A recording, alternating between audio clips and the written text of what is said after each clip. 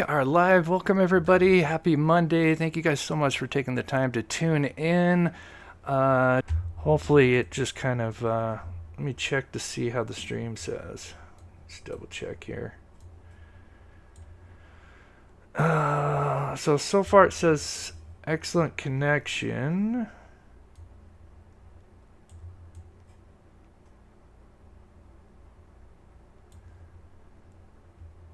Alright, I'll keep an eye on it. Hopefully it's good.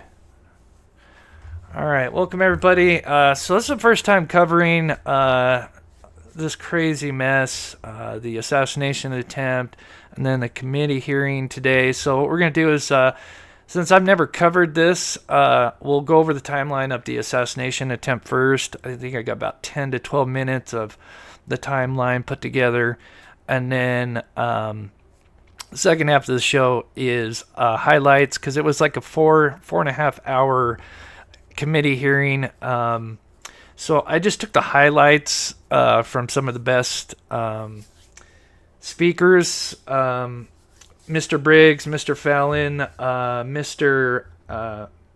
Maskowitz, hopefully I pronounced that right. Of course, Nancy Mace are some of the ones. Seems better now? Okay, good. I think it'll get better. Yeah, like I said, I had issues. That's why I couldn't even go Saturday, because they were still messing with the internet. So, all right, let's get going. Quickly, before we get started, just update with Aiden Clune. Let's see. I know I just put something in here about him. Okay. So, for most of you know that followed the show, of course, we've been searching for Aiden Clune. If you're not familiar with his case, I've got tons of videos. We've been searching for him for the last 2 years, more extensively in the last 3 months. We did find the first physical... Oh, let me move this over a little bit. Found the first physical evidence in 2 years, his shoes. It's a huge find. Nobody's ever found anything since he went missing. So we really thought after finding the shoes we'd find him shortly after, but it took us 2 years to find the shoes, so I figure it's going to take a little bit more to find him. So there's ways to support. We actually had... I didn't go this time because last time I went out I ended up getting severely dehydrated and I got really sick. But there has been searches over the weekend, and searches that are coming up that I might even attend. I'm kind of hoping the weather kind of cools down, because it's just really hot to search at this time of the year. But anyway, let's get on with the show. So again, I've never covered the assassination attempt. Obviously, this whole committee hearing is about the assassination attempt, so I figured we would go over the timeline of the stuff with Trump and the shooter. I've got a 10 to 12 minute presentation for that, and then we'll go into the highlights of the hearing today, which was absolutely wild. I was watching it. I had a doctor's appointment today, and I was kind of watching it on my way to or waiting for my doctor, and then when I was waiting for my prescription as well. And wow, it was absolutely wild. Red says, I sat through 3.5 hours and was totally entertained. Yeah, for anybody that missed it, because I know a lot of people are working probably at that time, so I figured I'd do the highlights. So anyway, again, I got to go to the timeline. So we got Thomas M. Crooks, 20 years old, from Bethel Park, Pennsylvania. He was he was the shooter. So just a little bit about Thomas. From his classmates, they said that Crooks wasn't popular. He still had a group of friends, a good student, beloved by teachers. She said she didn't see any red flags. Another student quoted that Crooks was bullied in school. He never personally saw it happen. Then another kid said that he was smart, friendly, and frequently engaged during class. Definitely nerdy for sure, but never gave off the creepy vibe. And then another classmate said somewhat different. He said that Crooks was a loner, was bullied relentlessly for his appearance, and then he wore camo hunting outfits in class. So now the timeline. So just a few days before, I'm going to play this here. I've got it cut up. So July 13th was obviously the assassination attempt. So July 6th, that would have been 1 week before the shooting. And let me just back it up just a little bit. Here we go. So he's got about 10 days to plan for it. While still in high school, he appeared in Cheeto. Yeah, we'll talk about that. It's hilarious. Slowed it down for you. On July 17th, in front of Congress, FBI Deputy Director Paul Abate was giving an update, and he told them that on July 6th, the shooter did a Google search for where will Trump speak from on Saturday the 13th. He shows up at the Clairton Sportsman's Club on July 12th, the day before the shooting. Let me know how you do some practice shooting. He had actually tried. Let me know if you guys can hear that okay. I might turn that up just a little bit. Let me know how the volume is. To join the rifle club in high school, but apparently his classmates said he was a terrible shot. So he must have gotten a little bit better since then. So now it is July 13th, the day of the shooting, and the shooter, first thing he does is he goes to a Home Depot early in the morning to buy a 5-foot ladder, and I believe it was the Home Depot that wasn't far away. And you know me, folks, I know my Home Depots. It also could have been another Home Depot closer to Bethel Park where he lived, because he went to this gun shop here, the Allegheny Arms and Gun Works, and he picked up 50 rounds of ammunition on his way up to Butler, Pennsylvania. Now it's 3 p.m., 3 hours before the shooting, and the shooter tried. And apparently, before July 13th, I believe July 12th, they claim that he was out there with a drone, droning the area. That was something that they kept asking the director about, which we'll hear a little bit later. But so this guy was definitely scouting it out, was getting prepared. He used his dad's AR-15. He did do some shooting before, practicing. And then sadly we have July 13th. Tries to get in through security, but the magnetometers pick up his digital rangefinder, which is used to give you distances. Turned up a little? They allowed Okay. him in, surprisingly. Did turn it up. But they kept an eye on him, and then he left the area. Okay, so now I made up this diagram here from an overhead photo of what was going on. Now the shooter would have been way over here off to the lower left on top of the roof of one of those other buildings, which is about the same height as these over here. Hey, Dom. Good to see you, buddy. And he probably would have been at about this height here, pretty much eye to eye with the Secret Service counter snipers. North team, and they're sitting up on their barn, which is going to be on the left side of the stage if you're facing the stage. And this is the south side team here. So they are over barn number 14, which is on the right side of the stage if you're facing the stage. So these guys are getting set up with their gear. And then at 5:06 p.m., WTAE got this video from a guy who was just shooting there with his cell phone. So 5:06 is almost just like an hour before Trump starts to speak, if I'm correct with the timeline. Do I need to turn it up a little bit more? I can turn it up. Sorry, guys. But yeah, here he goes, and he's going to be walking where he'll eventually climb up onto this building here. And you can see the shooter walking outside the secure area. He's outside the fenced area, and he's scoping out that building. And the guy pans around a little bit, comes back again, and now he's just standing there outside the fence area. Kind of eerie. And then at 5:14 p.m., a police sniper captured this photo of the shooter. He was apparently using a rangefinder and a cell phone, and at this point he became a person of interest. And after this, they lost sight of him. Then at 5:28 p.m., he took a picture of this bicycle and a backpack. Don't know what the significance. So I believe they say the shooter took this picture of the bicycle and the backpack. Significance of these. Meanwhile, the crowd is enjoying a really great time in the afternoon. They have no idea what's about to go down there, just blissfully unaware at this point. At 5:33 p.m., former President Trump's motorcade arrives at the Butler, Pennsylvania rally. It's around 5 p.m. on Saturday, July 13th in Butler, Pennsylvania. Supporters of former President... So I took two different timelines from two different people that made some. I was going to try to make mine, but I just didn't have enough time, so I kind of stitched them together. But yeah, this is pretty Trump wild. Are waiting for him to take the stage. They've been trickling in throughout the afternoon. 5:06 p.m., around 1 hour before Trump takes the stage, a person who appears to be 20-year-old Thomas Matthew Crooks is caught on camera. In a video obtained exclusively by WTAE, he is seen pacing around these buildings just outside the security perimeter of the rally. He appears unarmed at this time. Law enforcement sources confirmed to ABC News they believe this is the suspected shooter who in a little over an hour will fire at the former president. While Crooks apparently paces outside the rally, two teams of counter-snipers are about to take their positions here, on these two buildings located behind where Trump will take the stage. 6:03 p.m., former President Donald Trump takes the stage at a campaign rally. 6:05 p.m., Trump stands behind the podium and begins to speak.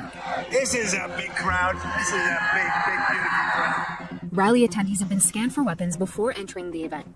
6:09 p.m. Just 2 minutes before the first gunshots, the counter-sniper team positioned further south turns to face towards the building where the gunman is located. In the next minute, we will see them begin to move into position, kneeling down, grabbing their weapons, and pointing them in the direction of the shooter.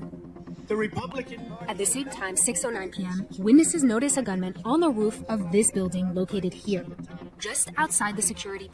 It's crazy to think if he was continuing to speak forward like that, that one bullet would have probably hit the kill switch, or the off switch is what they say, like, you know, in the back of the neck, where your spine is connected. It's just crazy to think how just hair inches away from death. Perimeter. He is in an elevated position and around 400 feet away from the former president. Law enforcement sources later tell ABC News the shooter made his way onto... From climbing up on the roof. There he is right there. Right there, see him? He's laying down, see him? Yeah, he's laying down. What's happening? Yeah, look. There he is. We have millions and millions of people in our country that should be here. Dangerous people. Criminals. We have criminals. We have people that should not be here. So they're sitting there screaming. I think this is, obviously I think we can hear Trump speaking, so this is, you know, minutes before he starts shooting, or even less than that. And, of course, they had spotted him much earlier and warned the law enforcement. And so when we get into the committee hearing, one of the kind of arguments is, or problems that what happened was there was a breakdown of communication, and, you know, was it on the Secret Service end? Was it on law enforcement? It seems like they're kind of blaming each other. But yeah, this should have been completely avoided. They should have had that building completely secured. It's just ridiculous.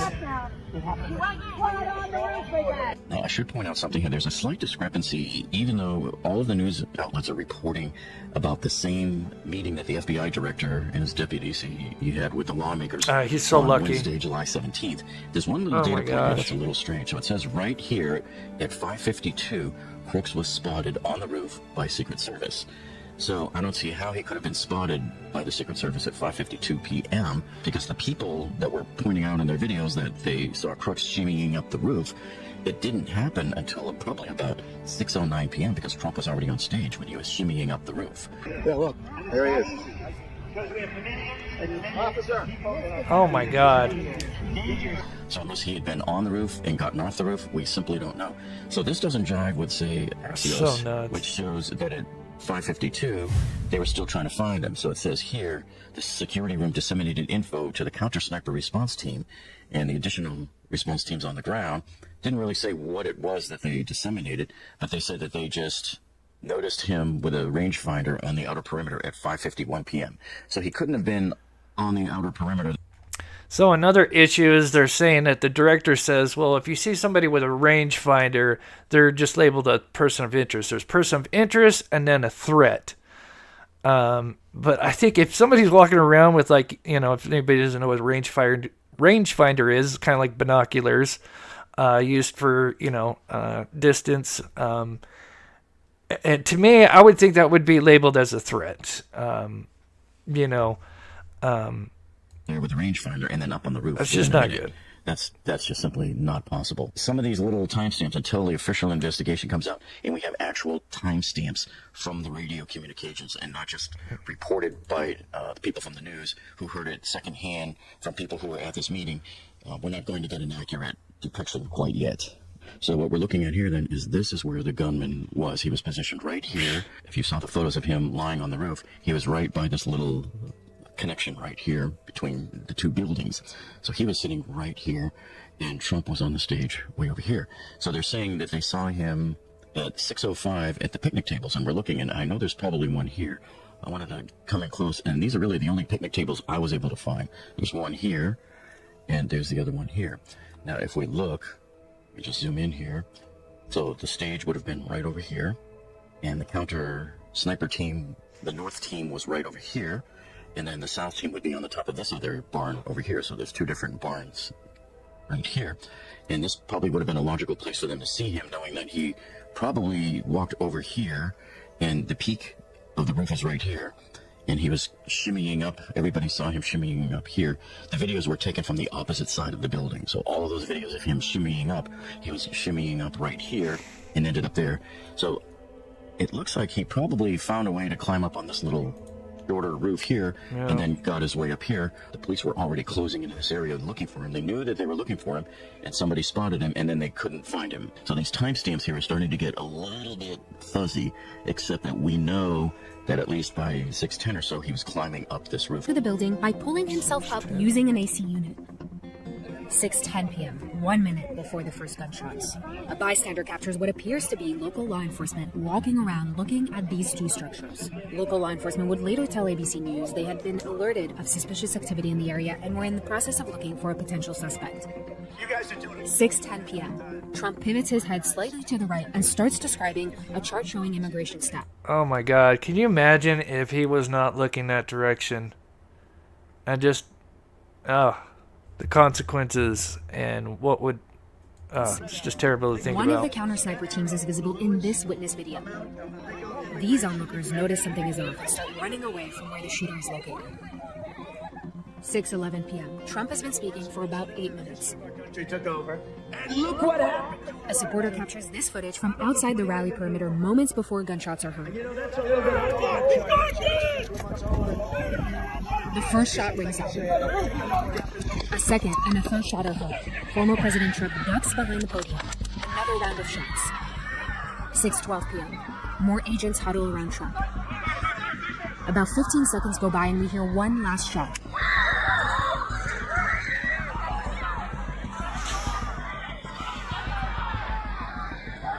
From these bleachers located to the right of where Trump is speaking, a bystander captures agents huddled around the former president, shielding him. So crazy. He then shifts the camera to the crowd. Someone needs help.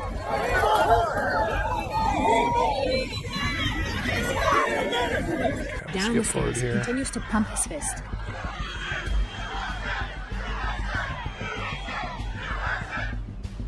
He is escorted into a black SUV that drives away from the grounds. Bystanders capture footage of what is believed to be the suspected gunman's body laying motionless on the roof of a nearby building.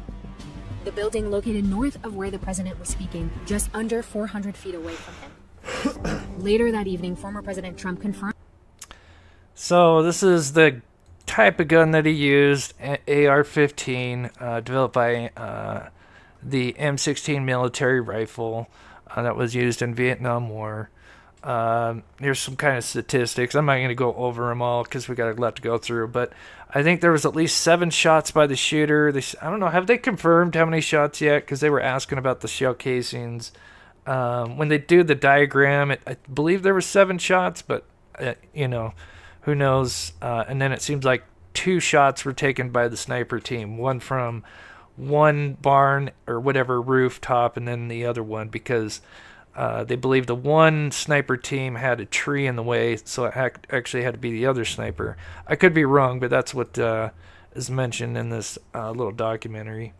If you're coming in, we are going to go over the highlights. Since I've never covered this, I figured I'd just go over the assassination attempt a little bit, just the highlights.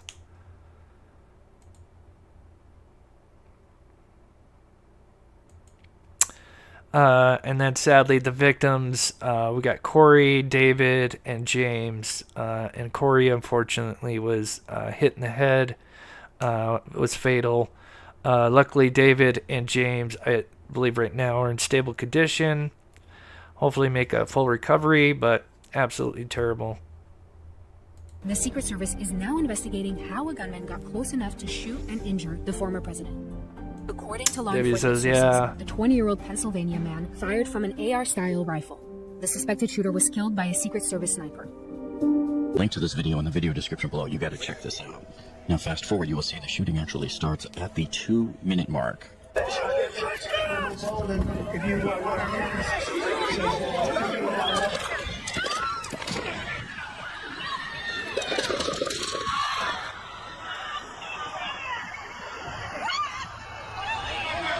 I hope he's turning this way. Be careful, guys. So I think the shooting stopped at about 2 minutes and 6 seconds. And I believe that at 2 minutes and 7 seconds is when the Secret Service got off maybe one shot, and then they got another one off at 2 minutes and 16 seconds, according to the timer that they have on this video. Now look at the right side of the screen. There's the bleachers behind the president, and you can see they're waving for medical help to come. Gunfire. It's easy to understand how these. So this was When the very shots first interesting break out, here. Check out the north side Secret Service snipers on the left here. So in this, I think in this one they claim that because we always see this guy. They believe, at least in this one that I watched, they believe that this guy did take a shot, and then there was another one over here that took a shot, and this is the one that actually hit him. I don't know. I guess we'll find out, but. Take a look what happened. I hear it is slowed down 3 times, and on the first shot he lifts up his tripod and sets back. And I'm like, why would he do that after you've spent a lot of time setting up? You just have to re-aim now. At this second, the shooter has just stopped firing, and we're waiting for that shot from the Secret Service sniper. Here it comes, right here. No, it wasn't this sniper that did it. That's the North team. It came from the South team sniper. Here's the other pair of Secret Service snipers. The South side, they're now facing north towards the building. I want to really see something that said, take a look what happened. And that's all they gave us. I hate it when videos end at the worst time. But here it shows the South counter sniper shooter team, and they're facing south to the right. And then sometime before the shooting, all of a sudden now they're facing north to the left. And these are the guys that I believe took out the shooter because they had a clear line of sight to the roof that was not obstructed by that tree due to the angle of the trajectory that they were at. Now I want to show you something here that maybe you didn't see in any of the other videos, so check this out. Okay, so there's the ends of the shots fired. Shooter's done. Now look over there. See all of that hydraulic oil that's shooting out of the hose there from the boom lift? God, that's crazy. We're trying to surround the building. Here, he just throws the ladder over a second fence outside the building there. So that's them aftermath, them trying to go recover the shooter's body. And who knows whether they needed it or not. It could be the shooter was kind enough to set things up for them so they could just come right up there like he did. Here's the second video when the shots first rang out on the building.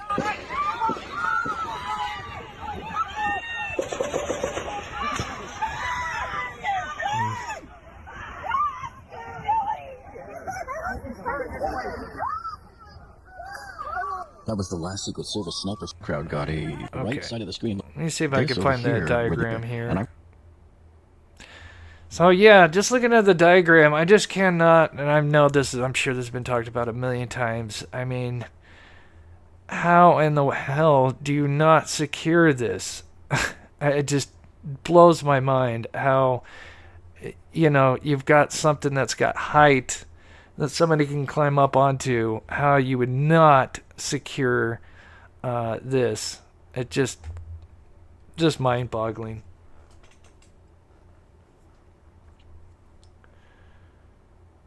Has assured cooperation with investigations and pledged full participation in the independent review initiated by... Okay, so we're going to get to the highlights. So obviously, this is Director Kimberly... I want to call her Cheeto, because that's what everybody's been calling her. President Joe Biden. But who is Kimberly Cheatle? Kimberly Cheatle is the 27th Director of the United States. So I'm not going to play this entire thing. So apparently she's kind of been through different agencies. She's only been a director for 2 years. Oh, that goes pretty fast. She did stop and work for another company, PepsiCo or something like that, and then she came back and now she's the director. So here we are now, Capitol Hill today. Absolutely crazy. If you missed it, I've got the highlights. I picked 6 of the best ones, in my opinion, where they just kind of rip into her. This is her kind of opening statement, so we'll play that. And distinguished members of the committee. My name is Kimberly Cheatle, and I'm the Director of the United States Secret Service. I appreciate the opportunity to appear before you today.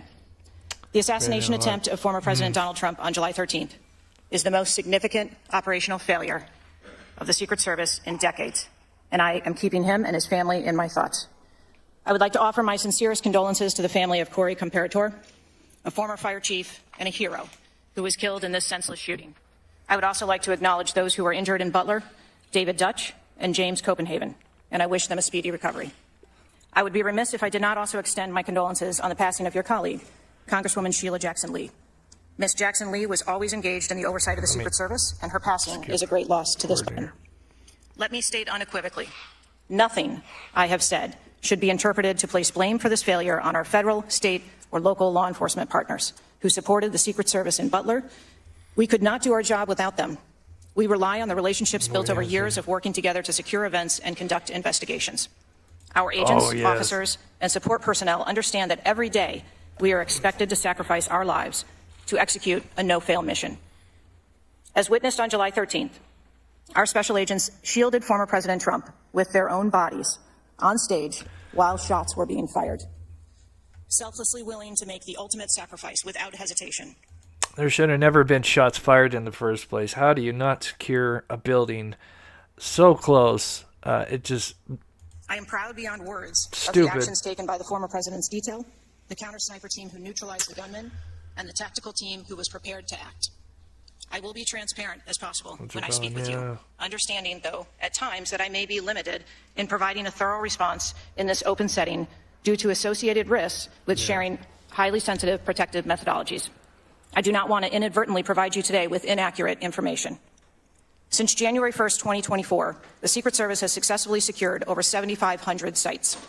Every protective advance comes with its own set of challenges and requires a customized mitigation strategy, including specific assets. Security plans are multi-layered, providing 360 degrees of protection. These layers include personnel, technical, and tactical assets, which are a force multiplier for our protective posture. During every advance, we attempt to strike a balance between enabling the protectee to be visible and our protective requirements to be secure. It's collaborative planning between our Secret Service, the protectee's staff, local law enforcement partners, and the level of security provided for the former president increased well before the campaign and has been steadily increasing as threats evolve. The security plan included a full assessment of the Butler Farm showgrounds to identify security vulnerabilities and craft a security plan for the protectee, attendees, and the public. Immediately following the assassination attempt, I directed the activation of my crisis center. I assembled my executive team to begin surging more protective resources to the former president and to ensure the wellness of our people post-incident, all while securing an active crime scene. I immediately ordered a reevaluation of the Republican National Convention security plan, and I increased the convention, the United Nations General Assembly, and have already begun planning and coordinating the 2025 inauguration. It is now more important than ever for the men and women of the Secret Service to remain resilient and to focus on what is necessary to carry out our critical mission. Our agency needs to be adequately resourced in order to serve our current mission requirements and anticipate investigation.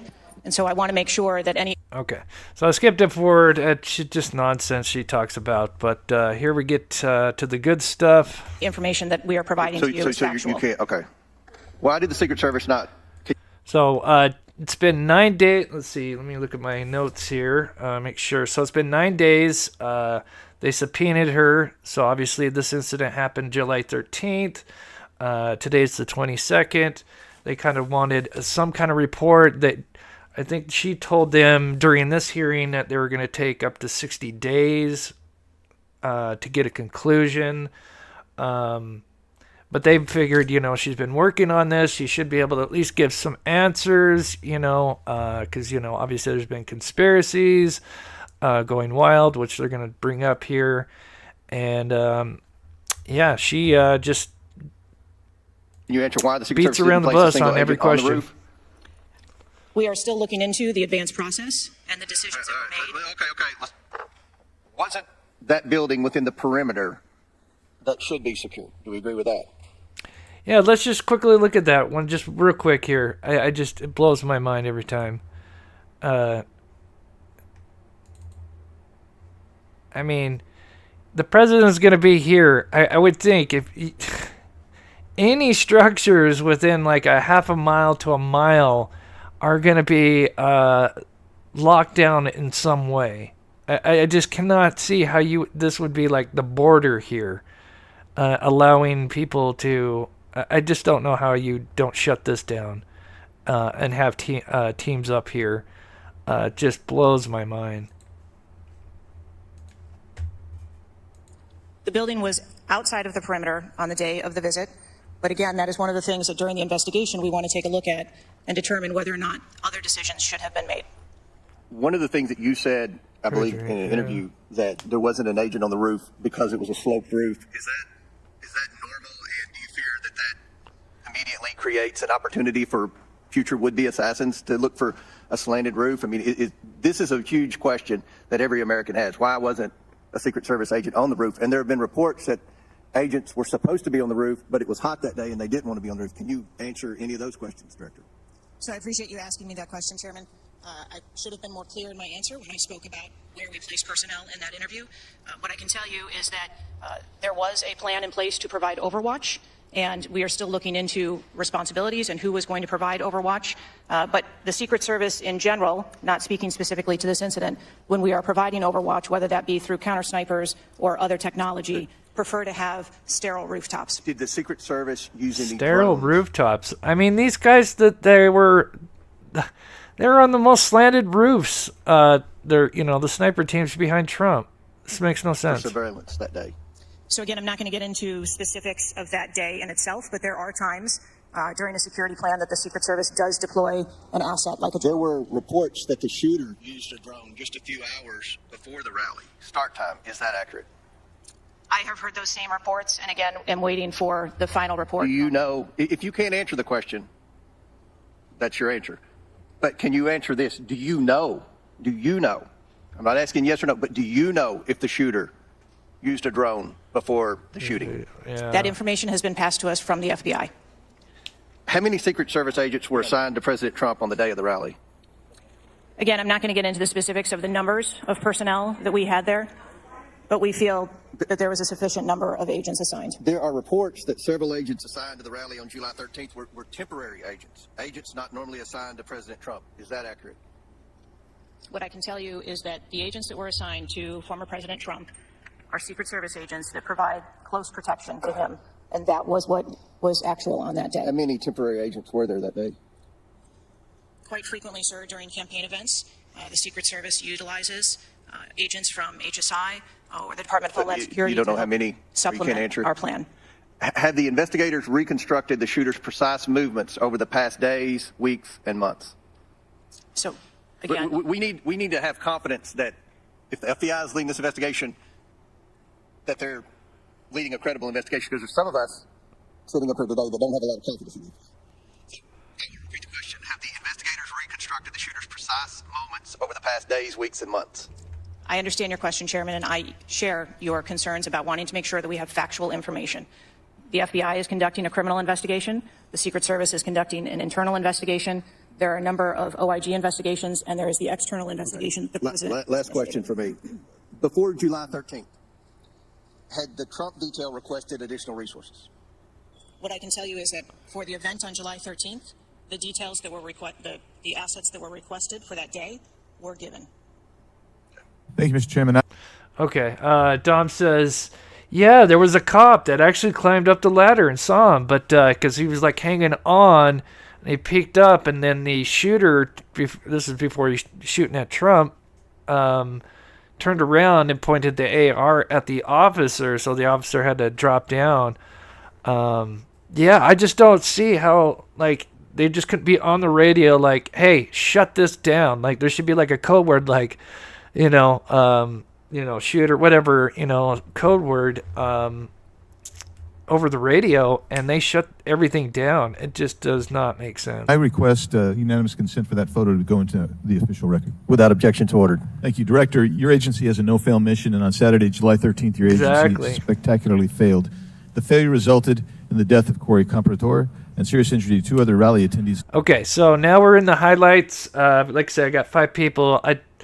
There was a lot of crazy stuff, and I can't remember everybody's names, but I tried to pick the biggest ones that stuck out to me. Of course, we have Nancy Mace in the middle because she was ruthless. David Dutch and James Copenhaver, besides the injuries to President Trump. It is unfathomable that a 20-year-old on the radar of Secret Service and local law enforcement before President Trump went on stage was able to climb onto the roof of a building with a rifle and fire off multiple rounds before he was neutralized. Was Mr. Crooks acting alone? Again, I would have to refer you to the FBI's investigation. Yeah. Was he just a lone gunman?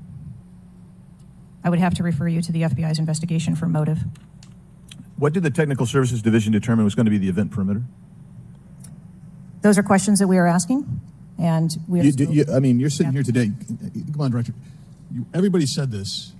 You knew you were going to be asked that question because it's been asked multiple times. Yeah. So this is an easy one. What did they determine was going to be the event How perimeter? in the So you hell? should know that. I mean, this is not, I got to wait till someone else tells me. What was it?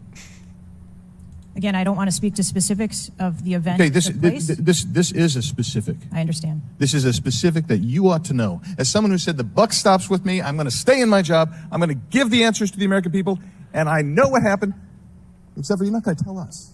You're not going to tell the American people. And you yourself said in an interview that foments this notion of conspiracy theories. Guess what? When you sit here and repeatedly tell people, hey, I have to wait, as it frustrated everybody on this committee, guess what? It undermines your credibility and whether you're really going to get to it. So I'm going to ask you again. Yep. What did the Technical Service Division determine was going to be the event perimeter? We are still gathering reports. We are interviewing individuals. You know what it is, though. No, you're just not going to tell us, right? When I have those details, I will most certainly share those. Was the gun already on the roof, or did the shooter carry the gun up with him? I do not have that information at this time. Well, when was the last sweep of that roof done prior to the rally? I do not have that information at this time. So, how many holds? I mean, so most of us here have been in events, and Secret Service has been there. There's been security, and I can't tell you how many times we've said there's going to be a security hold right here. So we're going to wait, and we wait to 1 or 2 or 3 minutes, and yet we're hearing from you apparently that there were no holds in place, ever instituted here with President Trump's going on stage. And you said, and this is, I think, connected with this, you said they hadn't adjudicated the shooter to be a threat. He was adjudicated to be a suspicious person, even though we've got some dynamic video that Mr. Krishnamurthy put on the video for us. So I guess my question for you is, and I think you answered this, I just want to see if you're consistent with what you said about an hour and a half ago. What do you do if a suspicious person is identified by the agency? So at a number of our events, it is not unusual. I know it's not unusual. What do you do? Those individuals that are identified as suspicious, we will send teams out Was a team sent out here then? There were teams that were sent to identify and interview that individual. They were sent to interview the individual who's scampered up in camo on top of a roof within 130 yards of his target. And did your team get there? When did your team get there to conduct that interview? I don't have the details on the timeline. It is my understanding. So if they did send a team and they're going to interview him, and you described that earlier as an investigation, why didn't they put a security hold on President Trump going on stage at that rally? At a number of our protective sites, there are suspicious individuals that are identified all the time. It doesn't necessarily mean that they constitute a threat. So I think this is where, I could be wrong, but I think this is where she's going to explain there's two types, person of interest and then threat, which she's going to explain that that at the moment a guy walking around with a rangefinder is considered person of interest, which a rangefinder I would label a threat. Of course not. But here you got a guy scampering up the side of a building on top of a roof. It's identified to you, and you said you sent a team there, and you can't answer that. And this gets to one of my finer points, Mr. Chairman, if I can make it, and that is we can have these kind of interview sessions, 5 minutes. Everybody gets a kiss at the pig, 5 minutes, and she gets to stonewall us, not deliver answers. So we say, okay, we're going to put together a congressional committee, a blue ribbon committee. Same crap will happen. I am calling. And I'll support that, but I will tell you this, I am calling on the Speaker to give us and put together a truly independent commission of qualified former Secret Service agents, presidential and VIP protective services people who can actually conduct this kind of investigation and give us real answers, because I don't think you're going to give us those answers. You should have come today ready to give us answers. I call upon you to resign today. And I also would say I've got a bunch of UC requests, if I can go ahead, Mr. Chairman. Proceed with the request. Thank you. I apologize. It might take, that's all right. Go ahead. It might take. So I think he's going to talk about the conspiracies. So this goes on for 2 to 3 minutes, and then we move into Mr. Felon from Texas. He was great. he supposedly goes out and tried to recreate the thing and has a presentation and everything. It's awesome. Very important. Anthony Guglielmi, the Secret Service spokesman, one from him. Without objection, so ordered. Article, U.S. Secret Service says it previously denied Trump requests for additional resources, New York Times reports. Without objection, so ordered. Secret Service says it denied earlier Trump requests for more federal resources. Without objection, so ordered. Secret Service acknowledges denying some past requests by Trump's campaign for tighter security. Without objection, so ordered. Preliminary findings by Senator Ron Johnson and his committee. Without objection, so ordered. Articles entitled, Notice Anything Different About Trump's Secret Service detailed. Next, former Biden official corrects herself after saying Dems must turn their fire on Biden. I haven't engaged in inciting rhetoric. Trump has. I'm just talking about threat to democracy. Piece called Who is Secret Service Chief Kimberly Cheatle? Charlemagne the God says Trump solely responsible for violent rhetoric that led to attempt on his life. Video actress Amanda Seals pushes conspiracy theory Donald Trump assassination trip was staged. Report Secret Service identified rooftop as a potential vulnerability days before the rally. Watch, BlackRock removes ad showing former President Donald Trump's would-be assassin. Why does the Biden administration have 100% confidence Secret Service after assassination attempt? Whiskey At all camp. explanations for security failures ahead. Missed it. Director Cheatle, in your leadership, your aid. Okay, so now we have it gets better from here. We have Mr. Fallon from Texas. This was got very outsmarted interesting. and outmaneuvered by a 20-year-old. How can we have any confidence that you could stop trained professionals from a nefarious nation state? Those are absolutely questions that we need to have. I know they're answers questions, to. but the fact of the matter is we This guy's great. can't have that confidence. Director, do you have the ability personally, and do you have the authority to beef up security of any of your protectees? Yes, I do. Okay. So were you also aware there was a credible threat President Trump was facing? He was facing a heightened security threat to a foreign adversary? Yes. Okay.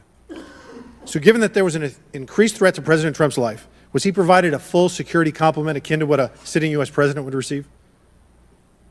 He was provided a full complement of security based on the threat assessment that we had. That's not my question. And the venue. My question is, if he'd been the sitting president, would he have had the same security he had on July 13th, or would have been beefed up? There is a difference between the sitting president So your answer is he didn't. and continuity of government and the responsibility So he that we did have. not. Okay, there wasn't a CAT team, a full CAT team on site. There wasn't counter surveillance teams on site. But this is the thing. You just said you had the ability to beef up the security. You knew about the threat, and you didn't. And that's as telling as it is chilling. We have satellite images from the Butler Fairgrounds. Have you visited the site? No, I have not. 9 days and you have not visited the site. You should have been there that night. Did you talk to, that evening, did you talk to the team, the heroes that surrounded the president? Did you call them that night? They were still operational working. So that's for an answer is protection no. Did you call them the next of the day? President. Yes, I spoke with You called them the very next day, not the day of, or was it 72 hours after? I don't know the timeline, but I spoke with Okay, them because you're under oath. immediately following. I think it was 72 hours after you waited 3 days. What is immediately clear is that there are a number of structures that need to be secured. Of these, Director, other than the first, immediate four, what's the most dangerous site that should have been secured? Because security 101, you got to mitigate the high ground. Right. I think a 5-year-old could put this together. I mean, this is just stupid. Stupid. How in the hell do you not have this shut down? I can't believe it. Yes. Okay. Do you know what the next most dangerous site, what was the closest structure to the president, other than the four immediate ones that you had your counter sniper teams on? There are a number of structures around that event site. You know who the shooter knew? The shooter has visited the site 2 more times than you have. And he had a drone, and he picked the AGR building. So you said, do you remember in an ABC interview you did that you didn't have people on the roof of the AGR building because you were worried about safety because of the slope? I recall that statement. Okay. Does the Secret Service have written policy you can share with us about slope roofs? No. Okay. So why'd you act like there was one? Because isn't your practice to comment on enormous events of enormous national implications? So if you can't see, I'm going to read this because this is what they're really pissed off about. So she's quoted as saying the building the shooter was on. When you're ignorant of the facts? Oh, sorry. So it says that. So this is a quote by Kimberly Cheatle. That building in particular has a sloped roof at its highest point. And so, there's a safety factor that would be considered there that we wouldn't want to put somebody up on a sloped roof. But yet, you've got your sniper team on the most sloped roofs. I forget the degrees that they have. I mean, this is so mild. I think he starts to refer it to like a handicap ramp or something. So just absolutely ridiculous. But he actually goes there, I believe is what he says, and they try to recreate shooting. And this is actually kind of disturbing. It's rhetorical. So here's this thing with Let the me slopes. back up on what he just said, though. Does the Secret Service have written policy you can share with us about slope roofs? No. Okay. So why'd you act like there was one? Because is it your practice to comment on enormous events of enormous national implications when you're ignorant of the facts? That's rhetorical. So here's this thing with the slopes. You go all the way up to like 1812. You can go to a 112, which is about as flat as you can get without it being completely flat. And you're saying that there was a danger, safety concern there. But the problem is, Director, you put your counter snipers on a 312 roof, which is steeper than the 112. And by the way, the 112 is ADA compliant. You can build a ramp for a wheelchair on a 112 roof. So these are nothing but pathetic excuses, and they make no sense, and they're a bunch of cow dung. All the law enforcement I've spoken with over the last 9 days are amazed that the AGR rooftop was not secure. And you want to know why? Because it's dangerous. Yeah. I have never had any long gun training in my life. I own an AR-15, and last time I shot it one time my whole life. It was 6 years ago. That is until Saturday, where we recreated the events in Savoy, Texas. We recreated what happened in Butler. I was lying prone on a sloped roof at 130 yards at 6:30 at night. And I knew that he had a scope. I didn't know what kind, red dot or magnified. So I shot 8 rounds from both. You know what the result was? 15 out of 16 kill shots. And the one I missed would have hit the president's ear. That's a 94% success rate. And that shooter was a better shot than me. It is a miracle President Trump wasn't killed. God, it is so. Corey Comparatore life is over because that damn shooter made it on the roof. And it wasn't the roof that was dangerous. It was a nut job on top of the roof. You know what else is dangerous? I believe your horrifying ineptitude and your lack of skilled leadership is a disgrace. Your obfuscating today is shameful. And you should be fired immediately and go back to Garden Doritos. Mr. Chairman, I yield back. Oh, Garden Doritos. I was watching this. I mentioned this earlier because I had to go to the doctor's today. So I was sitting in the waiting room. I was kind of behind because, if you're watching it and if you're kind of behind, you're not live, but you're maybe an hour behind because, it was a 4-hour thing. And I think it was kind of halfway into it. So I was trying to catch up, and they start mentioning Doritos in the chat and stuff. And I'm like, what's going on with the Dorito thing? And then eventually I caught this and I was like, oh, that's hilarious. Chair recognizes Ms. Lee from Pennsylvania. But this, again, this is really serious, though. She needs to be fired or resign. This is absolutely unacceptable. Thank you. So now we have Mr. Maskowitz, I hope I pronounced it right, from Florida, and then after him is Nancy Mace. Chair now recognizes Mr. Moskowitz from Florida. Moskowitz. Thank you, Mr. Chairman. Moskowitz. Thank you for this hearing. I do too.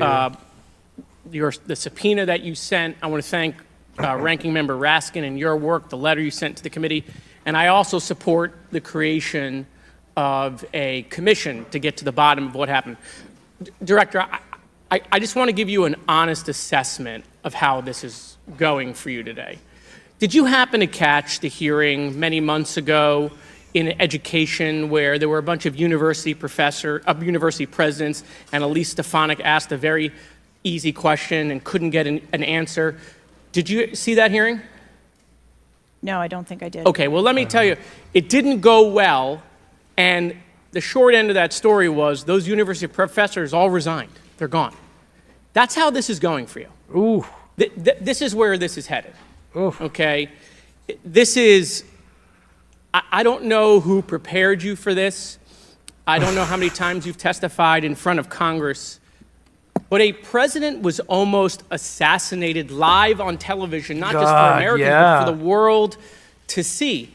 And this being your first opportunity, I understand there's an ongoing investigation. I understand there's things that you can not talk about. But the idea that we're getting less than you did on television is something that Democrats, Independents, or Republicans are going to find unacceptable. Yeah.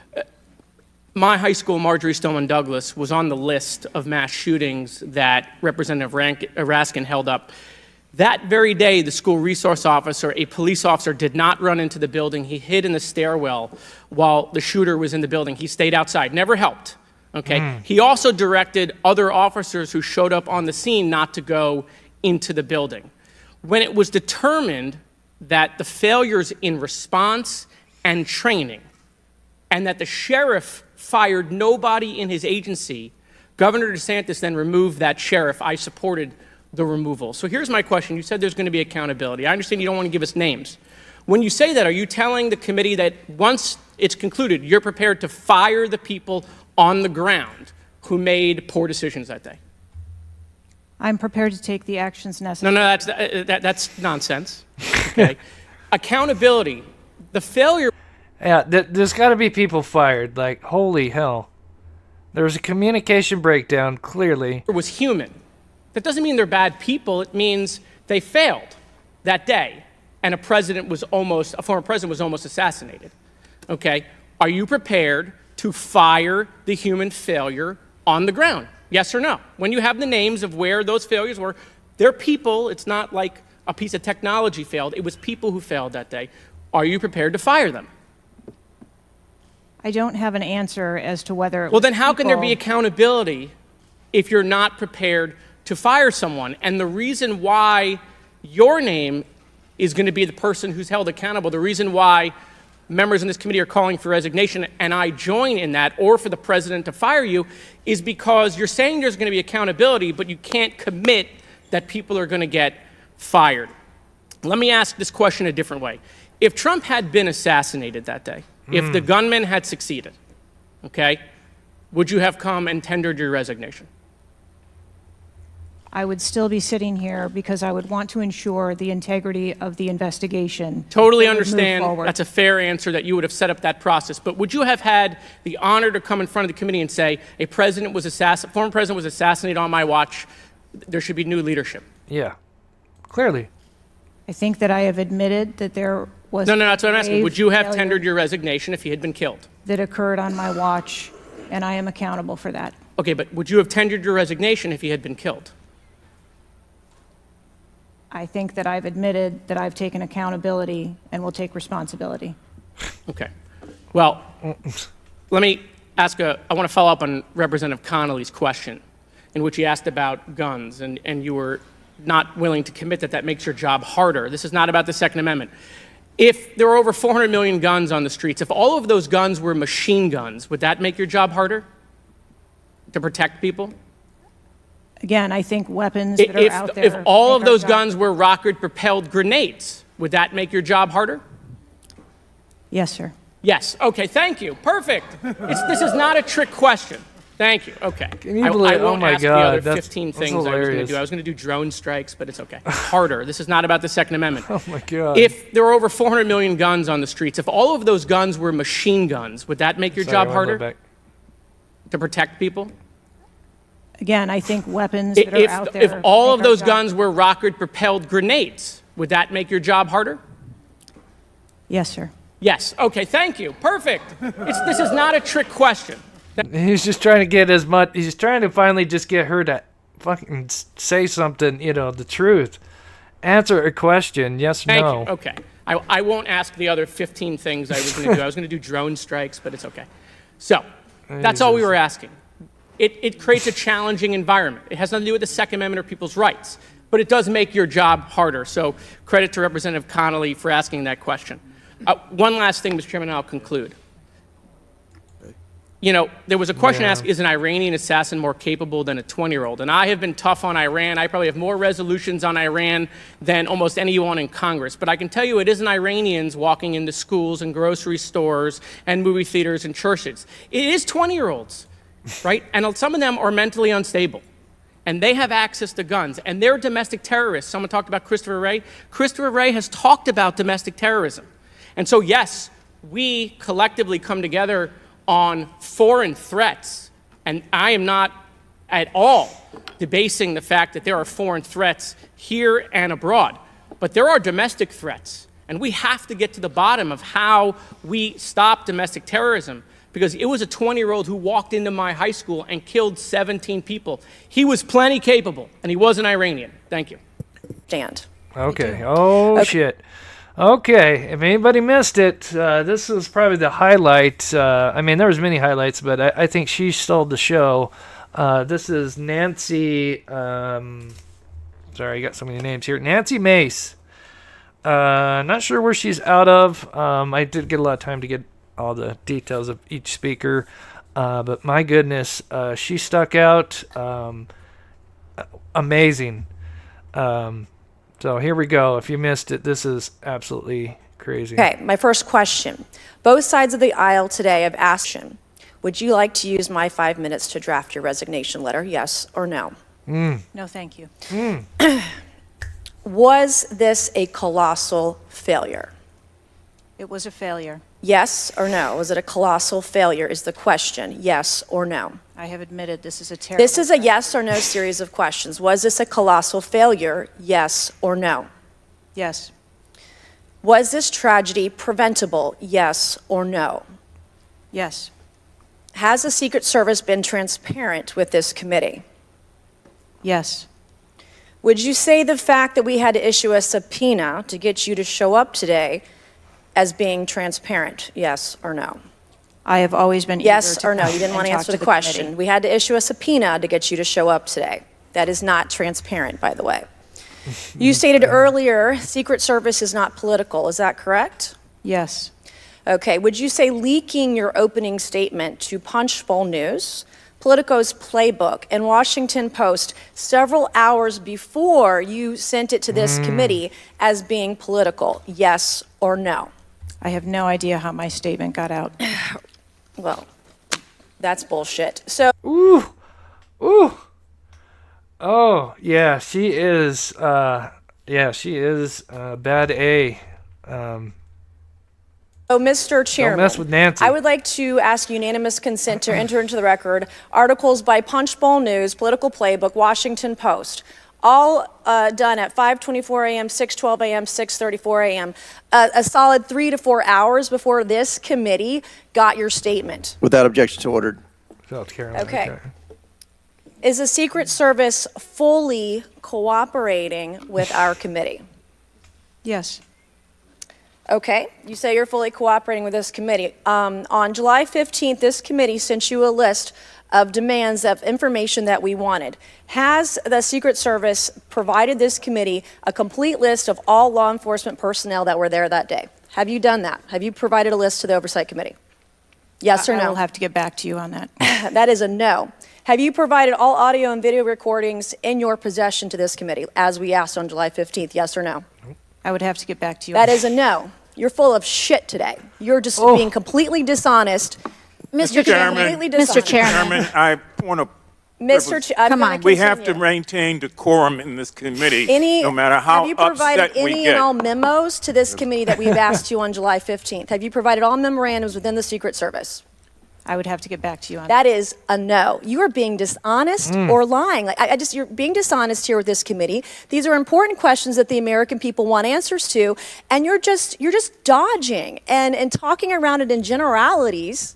And we had to subpoena you to be here, and you won't even answer the questions. We have asked you repeatedly to answer our questions. This isn't hard.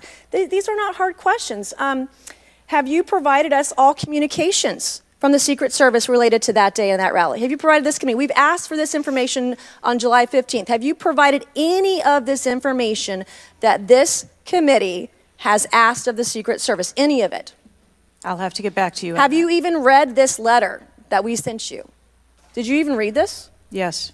Okay. And you have said you don't know, you have no idea. Well, the answer is no. We haven't gotten a single document or piece of information or data from you or your agency in related to the rally that we have asked you for.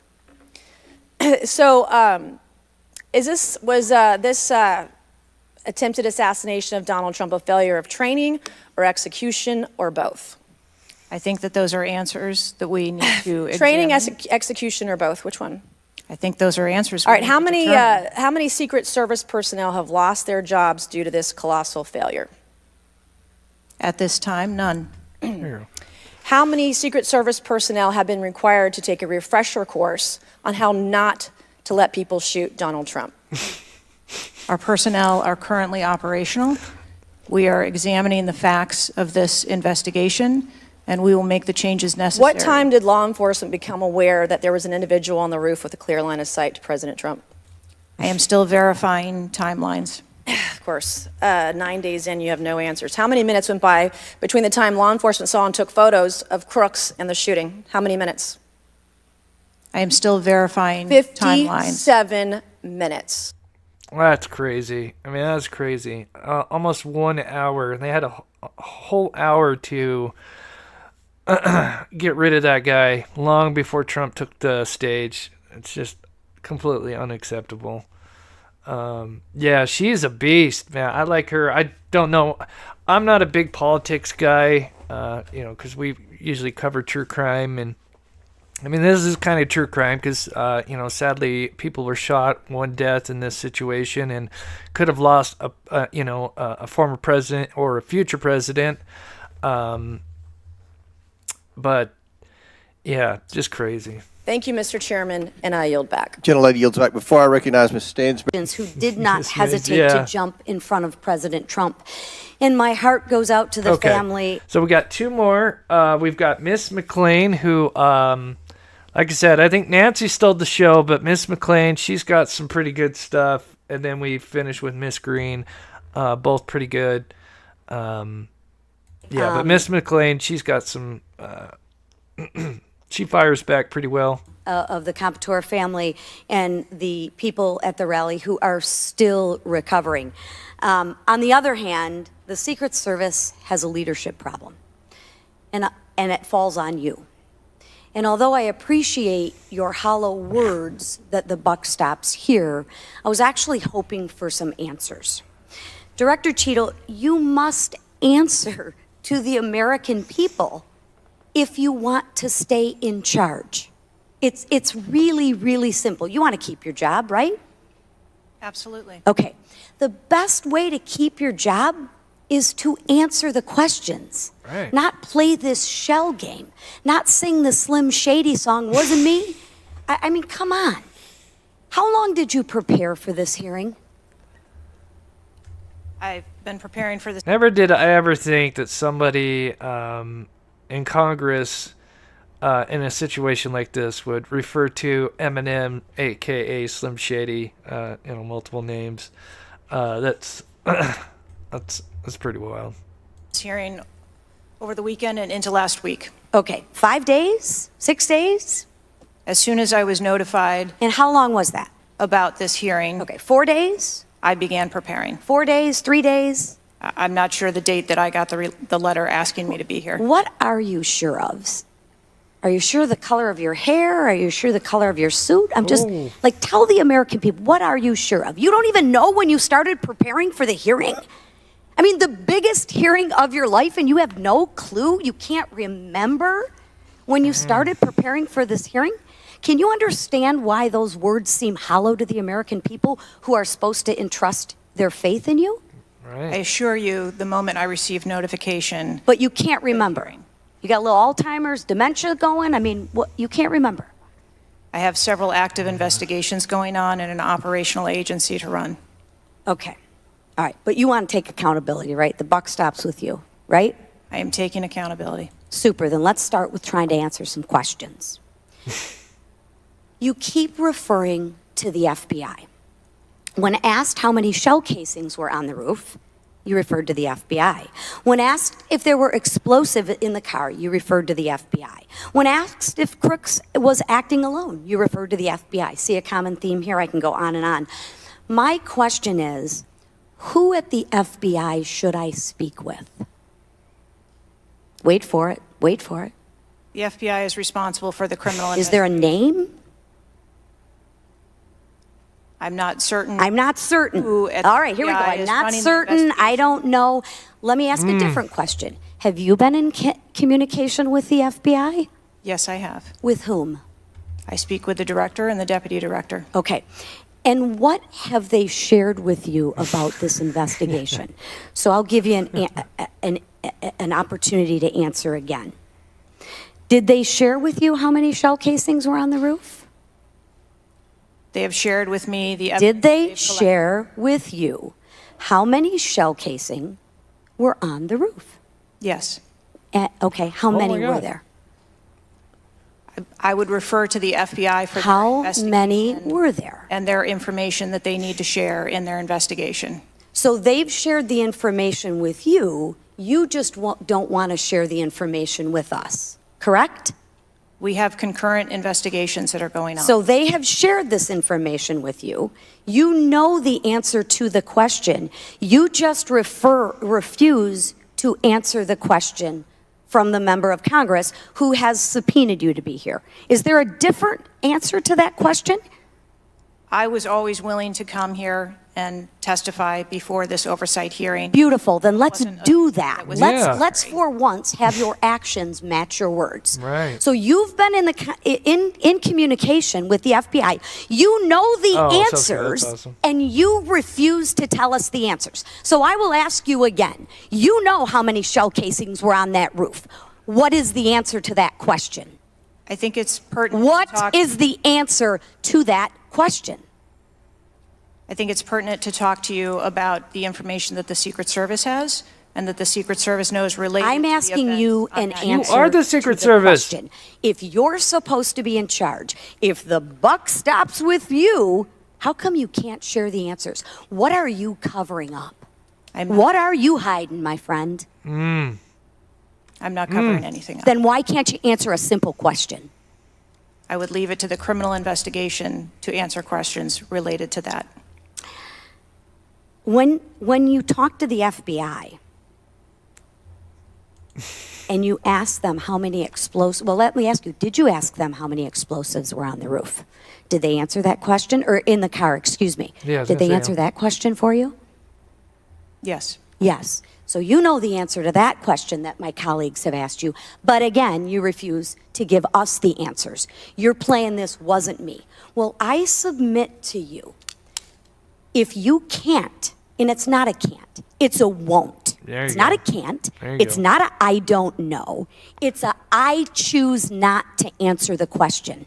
Well, let me tell you, Ms. Cheatle, if you're going to lead, you need to lead. If you want to be in charge, then answer the question or step aside and have someone with the courage and the guts to answer to the American people the questions that they deserve answers to. And with that, I yield back. Clip Thank it you, and Mr. ship Chairman. it right there. Ms. Cheatle, I'd like to remind... Clip it and ship it. Man, yeah, that was a great line at the end there. Totally agree. We've got one more, Miss Green. I've seen a bit of hers. I don't think I've seen all of hers. I know it's pretty good.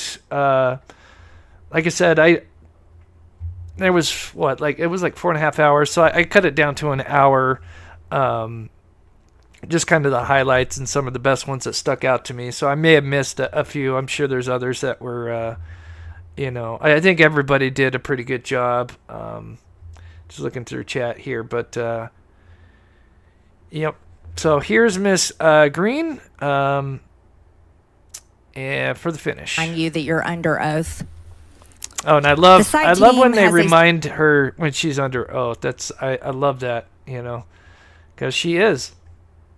To be in charge, then answer the question or step aside and have someone with the courage and the guts to answer to the American people the questions that they deserve answers to. And with that, I yield back. Thank you, Mr. Chairman. Ms. Cheatle, I'd like to remind you that you're under oath.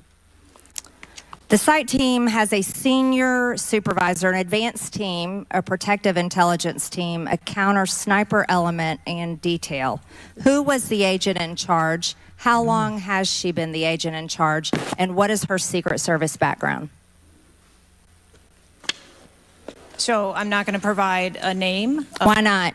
You're here to answer our questions. This forum, I'm not going to provide names of. You stated in your testimony, you said, I am here today to answer your questions. That is correct. Answer the question. I wonder if anybody has had time to actually go through the entire thing and see how many actual questions she did answer. I know somebody put like 3% of the questions, which that is probably not far from the truth, but it'd be interesting to know. What a joke. I'm not going to provide names of our personnel. Why not? Today. The American people are demanding these answers from you today, Ms. Cheatle. I will do the best to provide you accurate information based on the facts that I have at this time. You're not answering our questions. The advance element coordinates with other intel or law enforcement partners, identifies threats and weaknesses at the sites and movements. We'd like a copy of the advance report. Have you brought it here with you today? We will comply with the request for the documentation that has been requested. When will that be, Ms. Cheatle? Because you should have brought it today.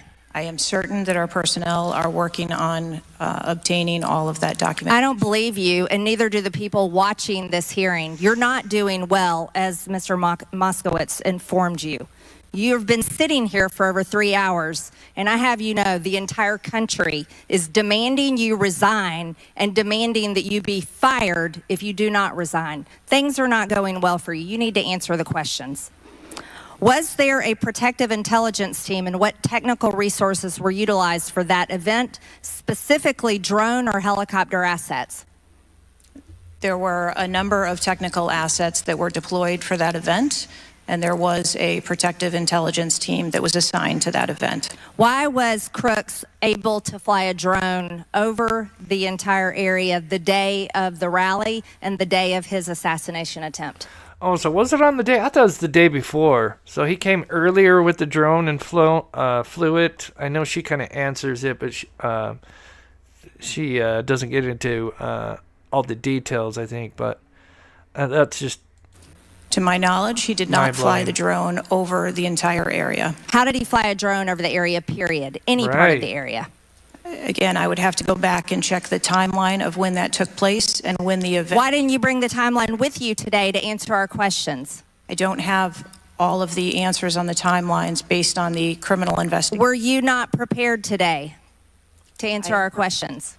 I am prepared to answer the questions based on the information and... At all, from any of the day? I have a timeline that does not have specifics. That's shocking. That is absolutely unacceptable. That means you are a failure at your job. I got to do that. Why didn't you bring the timeline with you today to answer our questions? I don't have all of the answers on the timelines based on the criminal investigation. Were you not prepared today to answer our questions? I am prepared to answer the questions based on the information and wanted to be able to provide. Do you have a timeline do you have a timeline at all from any of the day? I have a timeline that does not have specifics. That's shocking. That is absolutely unacceptable. Oh. That means you are a failure at your job. Let's talk about things that are prohibited in Trump rallies. And I've been to a lot of Trump rallies. Backpacks and bags, bicycles, firearms, any type of weapon or any other item determined to be a potential safety hazard, like a rangefinder would be one. Yeah. At 5:10, Crooks is first observed by one of the snipers, AGR Sniper 1, at the building. 5:10, President Trump was shot in the face at 6:11 p.m. Yeah, 1 hour. That's so crazy. 5:28, AGR Sniper 1 takes a picture of a bicycle and 2 bags. Those belong to Crooks. 5:32, AGR Sniper 1 spots Crooks looking at his phone and using a rangefinder. 5:55, Butler ESU Command confirms receipt of photos and states they have been relayed on. 6:05 p.m., AGR Sniper 1 later communicates that Crooks is seen moving northeast in direction of Sheets and that Crooks has a backpack.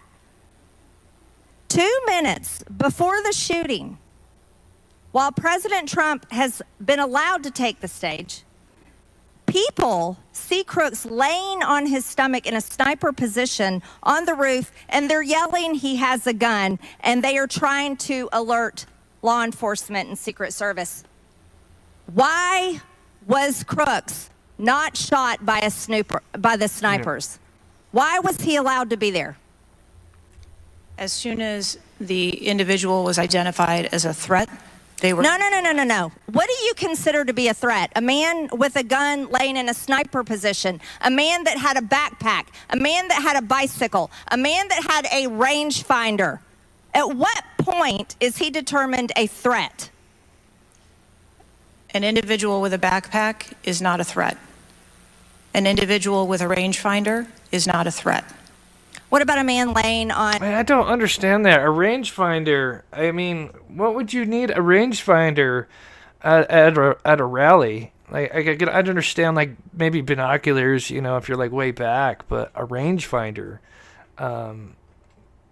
it just blows my mind. I would think that would be heightened up to threaten level, in my opinion. But Criminal Med says we join in wanting her gone, no matter red, blue, or other. Exactly. Yeah, this is it wouldn't matter if it was Biden or Trump. You know, this should not happen to anybody. And I mean, Trump is very lucky that he had turned his head, or God knows what we'd be going through right now if it was fatal. Kind of scares me. In a building that... But again, yeah, this is really just going over, you know, we're not going into the political side of things. We're just going over that this person, you know, she's supposed to be responsible for what happened out there. She should have at least came forward with some information. It's been 9 days. I would think she'd have enough information that she could have shared, but she clearly doesn't want to, and refers to the FBI because they're doing the investigation as well. And it just doesn't seem like she's, even though she says she's taken responsibility, to me it doesn't. And I think they need to find somebody better. Has direct line of sight of President Trump with a gun that people are screaming and pointing out. Is that a threat, Ms. Cheatle? Once that individual was identified, they were neutralized. No, they were neutralized. Crooks was neutralized after he shot President Trump in the face, Ms. Cheatle. Is he only a threat once he fires the weapon? As soon as the counter sniper identified that individual, they were able to neutralize them. How were people in the crowd? Okay, then let's just take it this way. People under your command did not consider him to be a threat, yet people in the crowd knew he had a gun and considered him to be a threat. That means that you are a complete failure as the director of the Secret Service, that people under your command don't perceive a man laying on a roof with direct line to the president with a gun. They don't perceive that to be a threat, yet the people in the crowd do. How is that possible? That's the last question, but please answer the question, Ms. Director. I'm not certain at this time how the information from the people in the crowd was relayed to any law enforcement personnel. No, you knew, that everyone knew. The people there knew that there was a danger. They knew there was a threat to President Trump, and it was allowed to happen. Was there a stand-down order, Ms. Cheatle? No. Was there a conspiracy to kill President Trump? Absolutely not. Then how did this happen? And why are you still sitting here not turning in your letter of resignation? Last question, but please answer, and then I'll recognize Ms. Presley. Please answer the question. That is what we are investigating to determine. We're waiting for your letter. We are waiting for your letter of resignation, and you really need to consider doing that before you leave today. I can't remember. I don't think it was her, but there was another one. Obviously, I just chose 6 of them, but I know there was another one that said, like, at the end, like, I'm going to be calling every day for you to be resigned. So, and I agree. Again, just looking at this, I mean, again, I'm not an expert in Secret Service, but if you're going to have the president here, I would think you are going to secure all the buildings, within, half mile to a mile, whatever. And this building is, 400 yards from where he's speaking, and not to have this, it just blows my mind. And then there's the quote that the roof has got a certain amount of degrees of slope on it, but yet their sniper teams are set up on the 320-degree slopes, and it's ridiculous.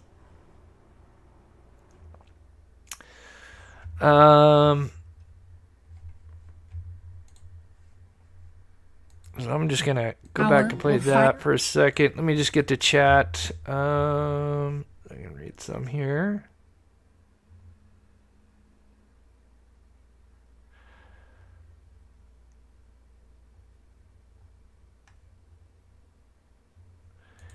Gary says, can't even go to a football game with a backpack. You have to have a clear bag under 12 inches to get even near a game. Interesting. Yeah. Again, with the rangefinder backpack, I think this should have been handled better. Clearly, communication breakdown. I'm sure we'll eventually find out, but clearly there's the local PD, and then you got Secret Service, and then it seems like they're kind of blaming each other. But hopefully they get it figured out, because it's messed up.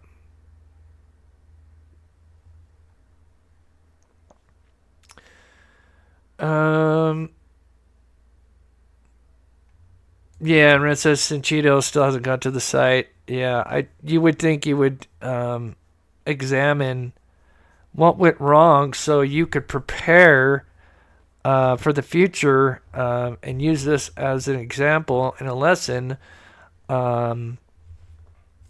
in future rallies or whatever, because clearly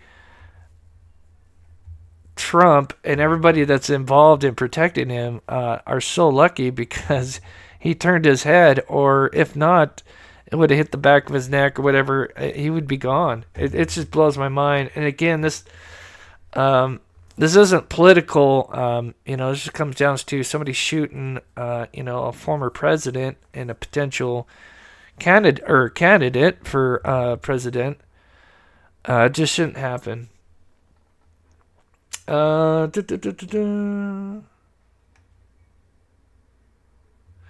They throw away your water bottles or take the caps off. Rangefinder, yeah.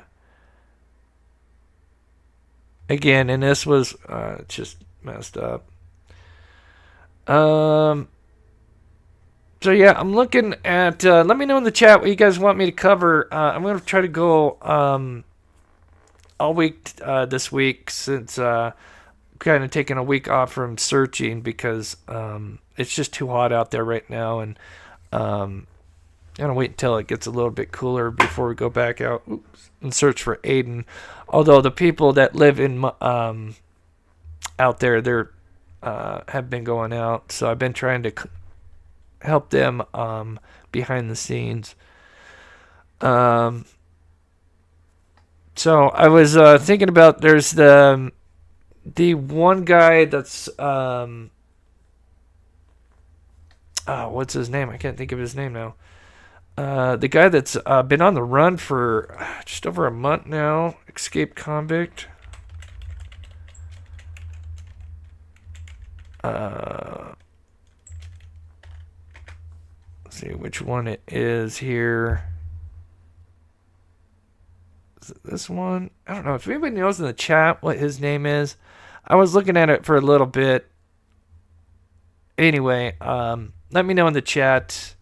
That may be one I cover. I'm looking at a couple of other stories we might cover this week. So if you have any ideas, let me know in the chat or in the comments below.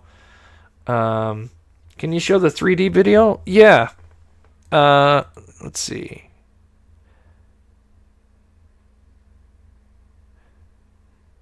Yeah, this is crazy. This actually reminds me of something that happened to me.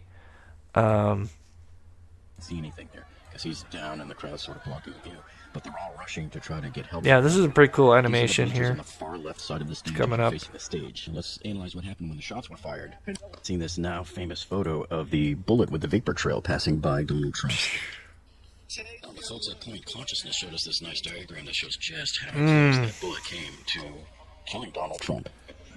Next, Amber from Asgard Industries shows us again on the 3D modeling the 8 shots from the shooter.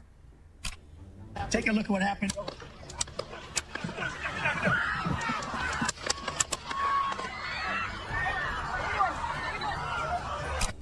With all that gunfire, it's easy to understand how these spectators were injured, even though they were not the target, including the sole spectator who lost his life that day. When the shots first break out, check out the north side Secret Service snipers on the left here. We see something that said, take a look at what happened. Now here it is slowed down 3 times, and on the first shot he lifts up his tripod and sets back. And I'm like, why would he do that after you've spent all that time setting up? You just have to re-aim now. At this second, the shooter has just stopped firing, and we're waiting for that shot from the Secret Service sniper. Here it comes, right here.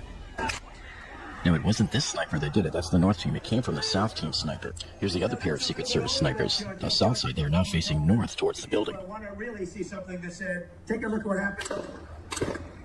Oh, yeah, they did. Holy shit! Actually, I didn't realize how quickly they turned right there. No, it wasn't this sniper that did it. That's the North team. It came from the South team sniper. Here's the other pair of Secret Service snipers. Right The South side, they're now facing north towards the building. I want to really see something that said, take a look at what happened. And that's all they gave us. I hate it when videos end at the worst time. But here it shows the South counter sniper shooter team, and they're facing south to the right. And then sometime before the shooting, all of a sudden now they're facing north to the left. And these are the guys that I believe took out the shooter because they had a clear line of sight to the roof that was not obstructed by that tree due to the angle of the trajectory that they were at. Now I want to show you something here that maybe you didn't see in any of the other videos, so check this out. Okay, so there's the ends of the shots fired. Shooter's done. Now look over there. See all of that hydraulic oil? It's Wow, so bullet hit the hydraulic line and it's spraying all the hydraulic fluid out. God, that's crazy. Luckily more, I guess in a way, it's luckily that there wasn't more people injured, considering how many shots were fired.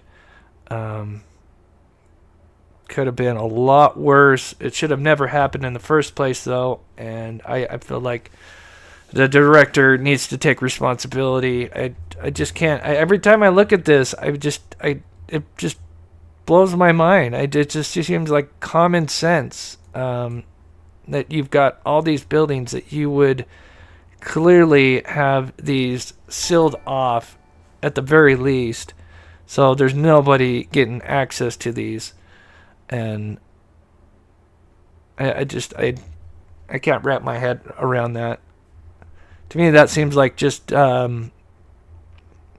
Secret Service 101 planning, in my opinion. So, Jocelyn, good to see you. I appreciate you sticking around. So glad to be a part of this channel. Member for 17 months. That's so awesome. So, get close to the big 2-4. Not to mention, Corey took one of those bullets. Yeah, what was the victim? I forget. Corey was one of the victims. I forget the names. I know there was David, and the other guy, unfortunately, passed away. Yeah, should have never happened. Could have been a lot worse. It does bring back some really traumatic memories that I've had. I've only been involved in one shooting, and that was when I was in Ohio, and that was very scary. I don't know, maybe that's a story I'll have to tell to the members. But the short story is I was in the backyard with 2 kids. They were 5 and 4, and I had just gotten a trampoline for them, and we had done some trampolining earlier that day, and I was kind of tired because I was bouncing them. And anyway, we got off.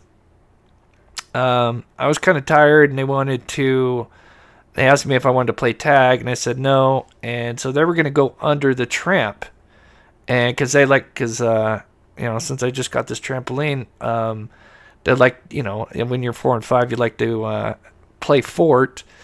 And anyway, luckily, I had a second wind, and I told them, yeah, we'll play tag. So I'm kind of chasing around the backyard. Anyway, I hear shots go off, but it sounds like fireworks. So I'm not too concerned, but I am kind of alert. But I hear like 4 or 5 shots go off. Again, I'm thinking it's like firecrackers at first. And so I'm 6'3". I have like a 5-foot wooden fence that goes around a backyard.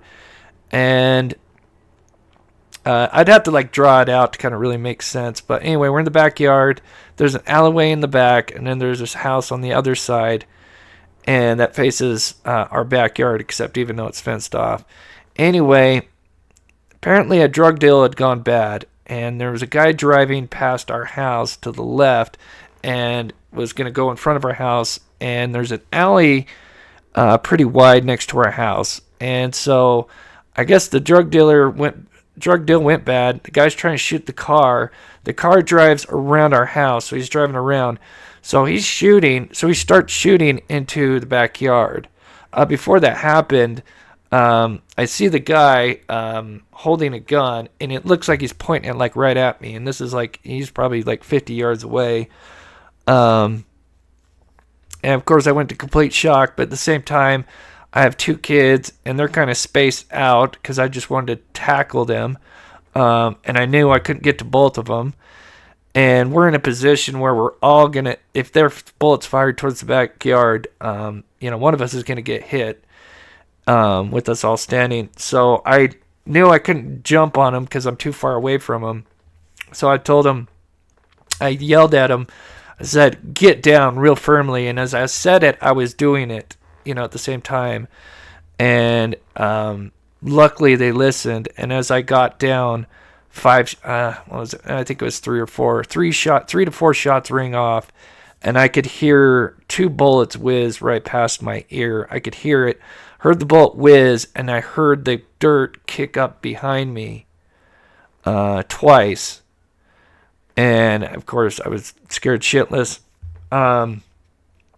So we were laying down. I'm looking at the kids, waiting to see if any more shots go off. Wait for another minute. Don't hear any shots.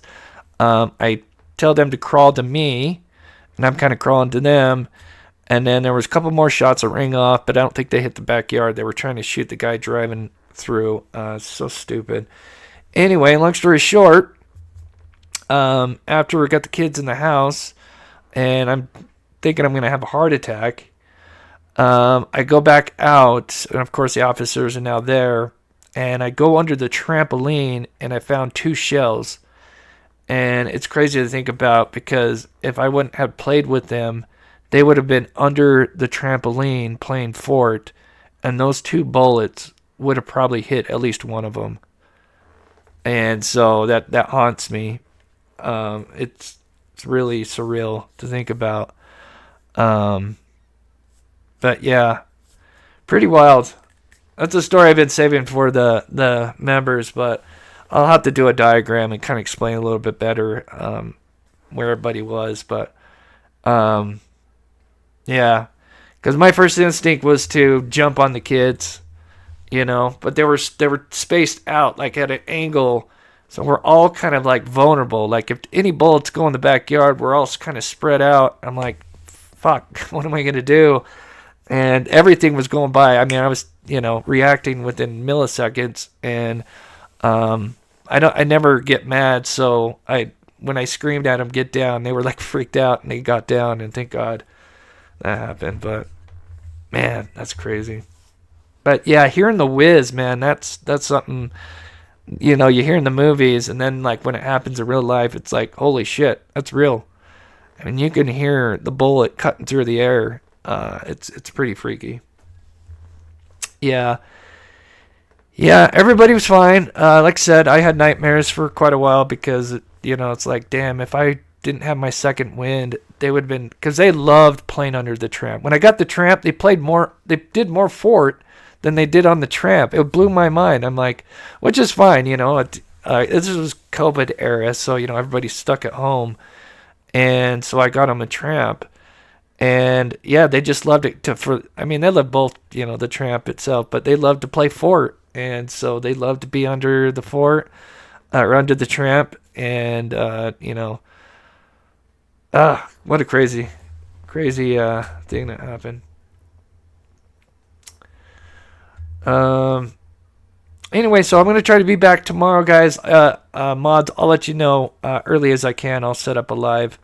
But I'm going to try to go the rest of the week, try to make up for some missed lives. So with that, I appreciate the people here. I love you guys.